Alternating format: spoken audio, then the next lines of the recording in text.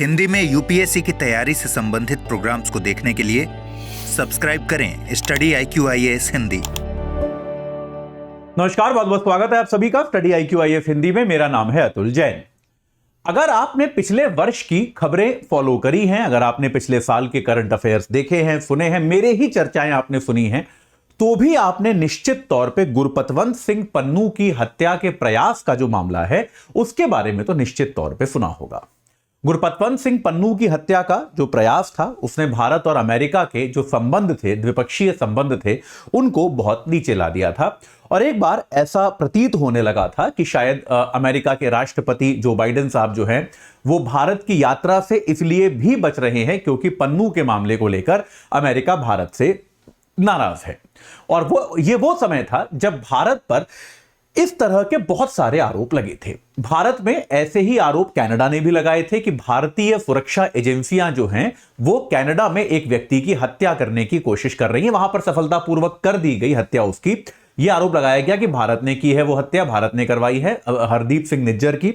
और अमेरिका में यह आरोप लगाया गया कि गुरपतवंत सिंह पन्नू नाम का जो एक खालिस्तानी व्यक्ति है, भारतीय सुरक्षा एजेंसियां उसकी हत्या करने का प्रयास कर रही हैं। ऑब्वियस है कि भारत सरकार ने इन सारे आरोपों का खंडन किया। भारत ने कहा कि भाई हम इस तरह की हत्याएं नहीं कराते, ये हमारा तरीका नहीं है, हम दूसरे देशों की सीमाओं का, दूसरे देशों के अधिकारों का सम्मान करते हैं। लेकिन उसके बाद भी संबंधों में गिरावट आई। कनाडा को तो भारत सरकार ने एक तरह से इग्नोर कर दिया कि भाई कनाडा हमारे लिए उतना महत्वपूर्ण था भी नहीं। कनाडा पर तो हमने कह दिया कि भाई आपको हम मना कर रहे हैं कि हमने ऐसा कुछ नहीं किया। लेकिन अमेरिका के आरोपों को हमने थोड़ा गंभीरता से लिया, ऑब्वियसली क्योंकि अमेरिका हमारे लिए थोड़ा ज्यादा महत्वपूर्ण है, वैश्विक महाशक्ति है। तो अमेरिका ने जो सबूत, जो दस्तावेज भारत को सौंपे, भारत सरकार ने उनकी जांच के लिए एक समिति बनाई थी और अब उस समिति ने अपनी कुछ अनुशंसाएं दी हैं। वो अनुशंसाएं क्या हैं ये मैं आपको अगले कुछ मिनटों में पढ़ा दूंगा। ये और बहुत इंपॉर्टेंट बात है, ये इसको जानना बहुत जरूरी है। लेकिन उसके पहले एक बार मैं आपको बता दूं कि अगर आप 2026 या 2027 में यूपीएससी एग्जाम देने वाले हैं तो आप हमारे P2I बैच से जुड़कर प्रॉपर तरीके से तैयारी कर सकते हैं। तो एजे लाइव कोड लगाएंगे तो 2026 वाला बैच आपको 26,999 का मिल जाएगा, 2027 वाला बैच आपको 32,999 का मिल जाएगा। तो भाई आप इनमें से जो भी बैच लेना चाहें वो तुरंत लेकर अपनी तैयारी को एक सही आकार प्रदान जरूर कीजिए। चलिए अब एक बार जानने की कोशिश करते हैं कि यह मामला क्या है। देखिए, गुरपतवंत सिंह पन्नू की हत्या की जो साजिश थी, कि उसकी जो पन्नू हत्याकांड की, जो पन्नू की हत्या की साजिश, हत्याकांड नहीं कहना चाहिए क्योंकि हत्या हुई नहीं, पन्नू की हत्या की जो साजिश का मामला है, इस साजिश के मामले में क्या आरोप लगाया गया कि एक भारतीय एजेंट, जिस पर यह कहा गया कि वो भारत की सुरक्षा एजेंसी जो है, भारत की जासूसी एजेंसी जो है raw, research and analysis wing, उसका एक अधिकारी है जिसका नाम है विकास यादव। ये व्यक्ति जो है ये सारे मामले की जड़ में है, सारे मामले की केंद्र में है। भारत सरकार ने इसका नाम गोपनीय रखा है लेकिन अमेरिकन मीडिया इस नाम को बार बार छाप रही है। तो ये बात जो है विकास यादव है, इसको भारत की सुरक्षा एजेंसी, भारत की जो जांच है वो CC1 के नाम से इस व्यक्ति को बुला रही है। एक कोड नाम रखा गया है इसका CC1, ठीक है। तो ये विकास यादव नाम का व्यक्ति जो है, इसने क्या किया, इसने गुरपतवंत सिंह पन्नू की हत्या का एक कॉन्ट्रैक्ट दिया एक दूसरे भारतीय व्यक्ति को जिसका नाम है निखिल गुप्ता। ये निखिल गुप्ता एक व्यापारी बनके अमेरिका में रह रहा था और यह कहा गया कि यह वास्तव में इसने गुरपतवंत सिंह पन्नू की हत्या का कॉन्ट्रैक्ट लिया। 1 लाख अमेरिकी डॉलर में यह कॉन्ट्रैक्ट लिया गया, ठीक है। और इस कॉन्ट्रैक्ट के बाद जो है पन्नू की हत्या की साजिश शुरू हुई, लेकिन इस साजिश का पहले ही खुलासा कर दिया गया। अमेरिका की सुरक्षा एजेंसियों ने इसका खुलासा कर दिया और उसके बाद जो है निखिल गुप्ता को प्राग में गिरफ्तार किया गया। प्राग में गया हुआ था वो, वहां पर उसको गिरफ्तार किया गया, वहां से गिरफ्तार करके उसको अमेरिका भेज दिया गया और निखिल गुप्ता अभी अमेरिका की जेल में है। विकास यादव अभी भारत में है और भारत की कोर्ट में, अभी भारत में है। एक दूसरे मामले में मतलब एक जो इसी मामले से जुड़े हुए मामले में उसको अभी जमानत दी गई है, जमानत पे बाहर है लेकिन इस पर मुकदमा चल रहा है, ठीक है। ये इस पूरे मामले की अब तक की का इतिहास था। तो इसमें क्या हुआ, भारत सरकार ने एक समिति बनाई थी कि भाई वो इन आरोपों की जांच करे कि जो भी दस्तावेज अमेरिका ने सौंपे हैं क्या उससे ऐसा लगता है कि ये व्यक्ति जो है विकास यादव या फिर निखिल गुप्ता, ये लोग जो हैं किसी भी तरह से इस तरह की कोई साजिश कर रहे थे या फिर नहीं कर रहे थे?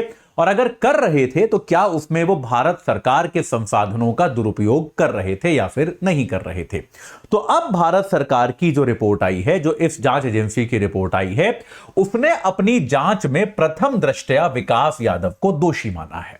तो यह कहा गया है कि विकास यादव जो है उस पर जो है भाई ये बात सामने आई है कि यह व्यक्ति ने किसी ना किसी तरह से इस साजिश में यह व्यक्ति शामिल था।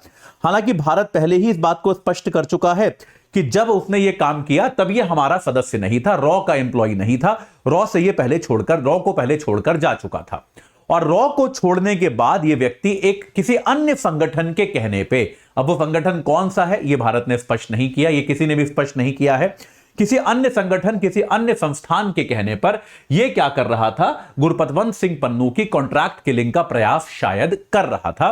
तो इसके लिए अब भारत सरकार का जो पैनल था, जो जांच आयोग था, उसने विकास यादव पर कानूनी कार्यवाही की अनुशंसा की है कि विकास यादव पर कानूनी कार्यवाही की जानी चाहिए।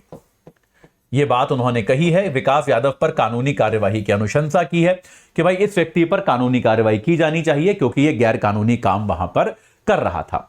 इसके अलावा यह भी कहा गया है कि भारत के जो डिप्लोमैटिक मिशंस होते हैं दूसरे देशों में, उनकी प्रक्रियाओं में भी सुधार करना चाहिए।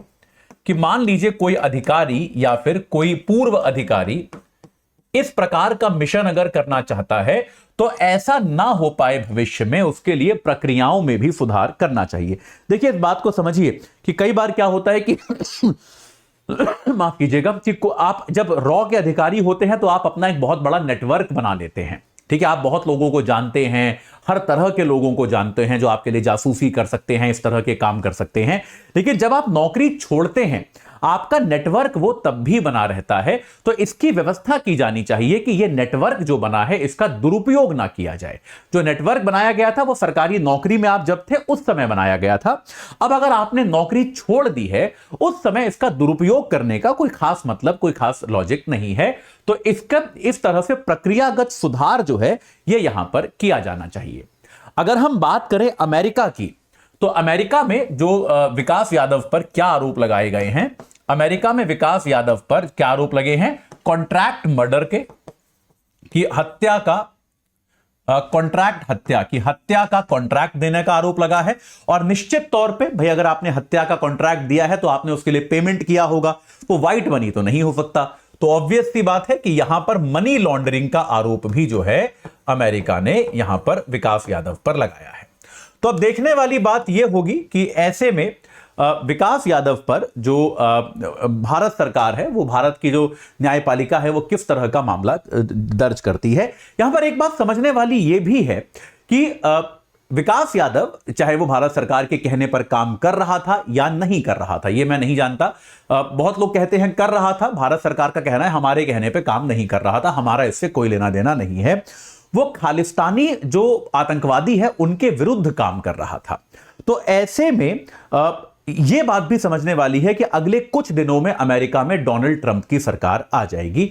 और यह बात एकदम स्पष्ट है कि जो एक, जिसको हम कह सकते हैं कि जैसे चाहे जस्टिन ट्रूडो का रहा हो या फिर कुछ हद तक बाइडेन का भी जो रहा है, खालिस्तानियों की तरफ जो एक नरम रवैया रहा है पश्चिमी देशों का, यह रवैया आने वाले दिनों में बदलने वाला है। इसमें कोई संदेह नहीं है कि डोनाल्ड ट्रंप जो है उनका खालिस्तानियों की तरफ रवैया नरम नहीं रहेगा, इसमें कोई संदेह नहीं है। तो ऐसे में इस बात की भी काफी संभावना है कि 20 जनवरी के बाद यह पूरा मामला जो है यह फिजल आउट हो सकता है, यानी कि पूरा मामला जो है यह अपनी महत्ता खो सकता है अंतर्राष्ट्रीय संबंधों के मामलों में। तो ऐसे में यह पूरी प्रक्रिया किस तरह से आगे जाएगी, इसमें क्या परिवर्तन होगा, यह सब हम देखेंगे। इसमें कुछ भी नया होगा तो आपके साथ मैं सबसे पहले चर्चा करने आऊंगा, ठीक है। लेकिन अभी के लिए इतना ही। जाते जाते एक बार दोबारा बता दूं कि भाई 2026 या 27 का एग्जाम देने वाले हो तो एजे लाइव कोड लगा के हमारे P2I बैचेस से जुड़ जाओ। 2026 वाला 26,999 में, 2027 वाला 32,999 में मिल जाएगा। आज लास्ट डेट है तो जल्दी से जुड़ जाइए। प्रीलिम्स से लेके इंटरव्यू तक की समग्र तैयारी आपको इन बैचेस में कराई जाएगी। इस चर्चा से जुड़ने के लिए आप सभी का बहुत बहुत धन्यवाद।